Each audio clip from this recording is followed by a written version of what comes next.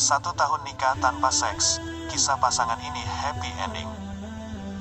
Mia, itulah panggilan wanita yang kini sudah berusia 30 tahun. Karena tuntutan ibunya untuk segera melepas masa lajang. Padahal, dia tidak ingin menikah, karena sudah bahagia dengan kesendiriannya. Ia pun mengaku tak pernah pacaran dan merasakan cinta.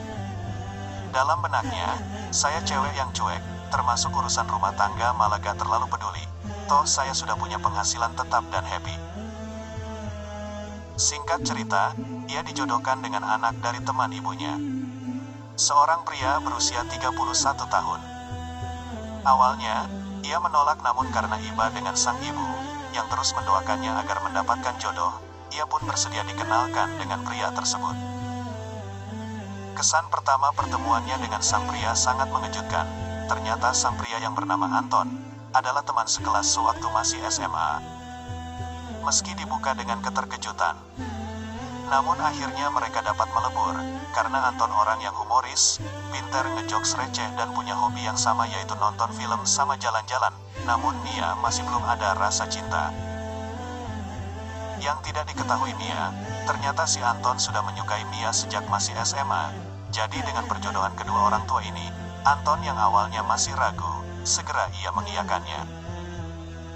Akhirnya, mereka sepakat untuk saling mengenal lebih dan bertukar kontak. Sebab walau dulu satu kelas, Mia dengan kepribadian yang cuek, tidak pernah benar-benar mengenal Anton. Mendengar kabar tersebut, orang tua Mia dan Anton merasa bahagia karena berarti ada harapan agar anaknya segera menikah.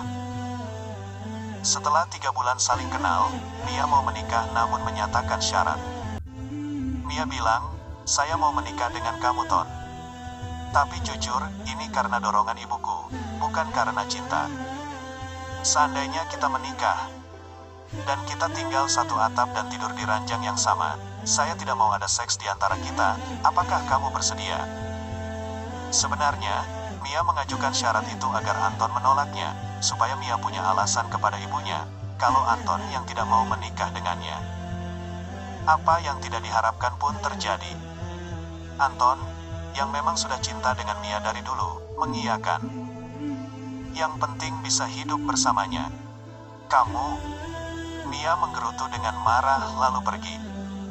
Karena Mia tidak punya alasan lagi untuk menolak perjodohan ini. Mereka akhirnya menggelar resepsi pernikahan yang sederhana. Meskipun Mia dongkol di dalam hati, mereka merasa bahagia karena melihat orang tua mereka bahagia. "Aku membenci suamiku," kalimat itu hampir selalu terngiang di kepalaku selama kami bersama. Memang pernikahan kami tidak didasari rasa cinta. Kami menikah karena dorongan orang tua. Ibuku selalu memaksaku untuk menerima Anton sebagai suamiku, sebab di mata ibuku, Anton adalah pribadi yang baik dari segi karir dan agama. Saat itu aku merasa, kebebasanku terenggut dan takdir tidak adil kepadaku, oleh itu aku menumpahkannya kepada suamiku. Anton telah mendapatkan hidupku, maka ia harus membuatku bahagia.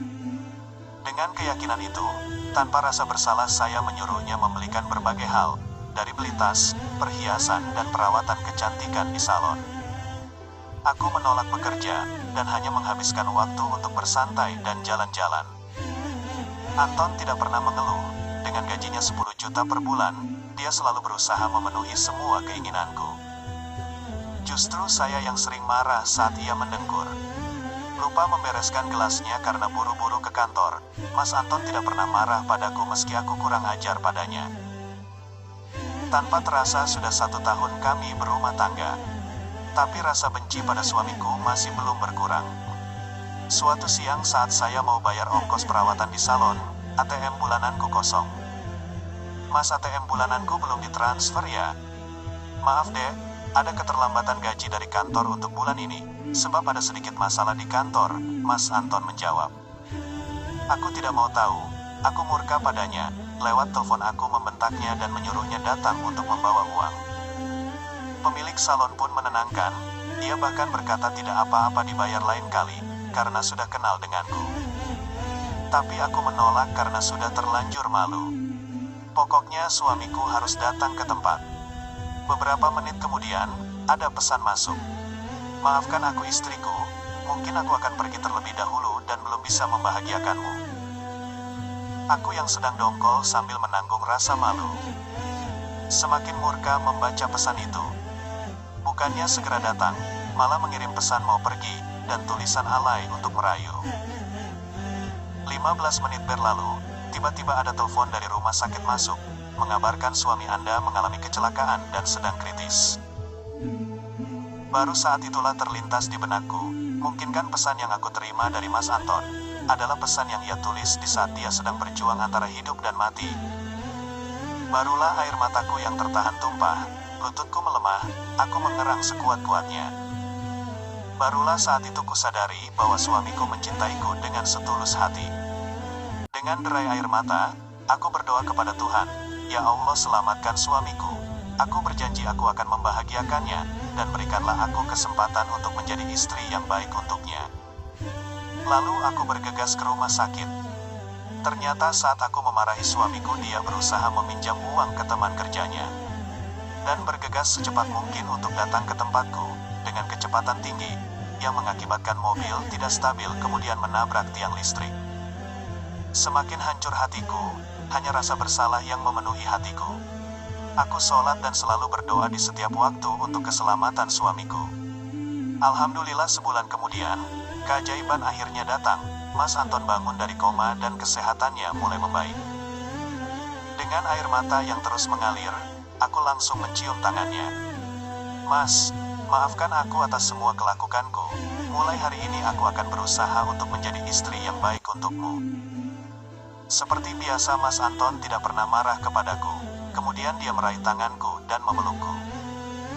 "Dek, tidak apa-apa, aku tidak menyalahkanmu. Aku mencintaimu dan aku tidak ingin berpisah denganmu selamanya. Alhamdulillah Allah mengabulkan doaku dan akhirnya aku bisa hidup bahagia dengan suamiku dan dikarunia anak-anak yang lucu." Dari kisah ini kita bisa mengambil pelajaran untuk selalu mencoba menghargai kepada pasangan kita, berusaha saling membahagiakan, karena kita tidak tahu kapan maut akan memisahkan. Karena surga istri terletak kepada suami. Ketika istri bisa membahagiakan suami, kelak Allah akan mempersilahkan istri untuk membuka pintu surga mana yang ia kehendaki.